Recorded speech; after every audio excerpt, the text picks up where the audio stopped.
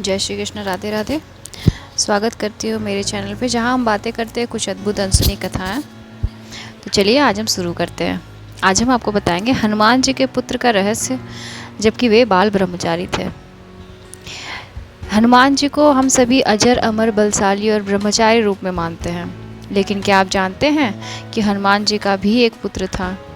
चौंकिए मत, आज हम जानेंगे हनुमान जी के पुत्र मकरध्वज की अद्भुत कथा। ये कहानी शुरू होती है उस समय से जब श्री राम और हनुमान जी रावण का वध कर चुके थे और सीता माता को वापस लाने के लिए लंका में ही कुछ समय के लिए ठहरे थे।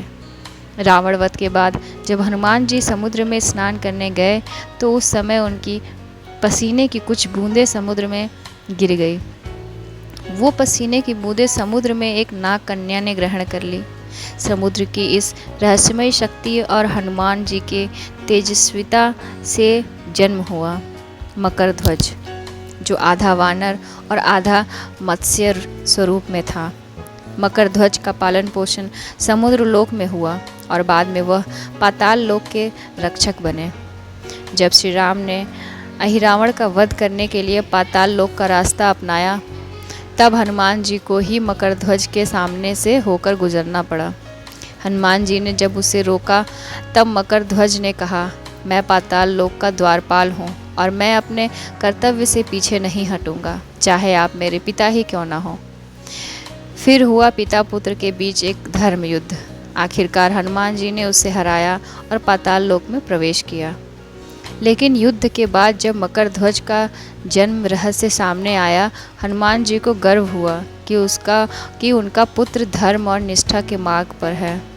भले ही हनुमान जी बाल ब्रह्मचारी हैं, लेकिन संयोगवश समुद्र में गिरी उनकी पसीने की बूंदों से जन्मे मकरध्वज को उनका पुत्र माना जाता है। इस कथा से हमें ये सीखने को मिलता है कि ब्रह्मचर्य का अर्थ केवल संतान त्याग नहीं होता, बल्कि आत्मसंयम और समर्पण होता है। जय हनुमान लला की। अगर आपको ये कथा ज्ञानवर्धक और प्रेरणादायक लगी हो तो लाइक करें, शेयर करें और हमारे भक्ति चैनल को सब्सक्राइब करना ना भूलें। कल फिर मिलती हूँ एक नई कथा के साथ। राधे राधे, जय श्री राम।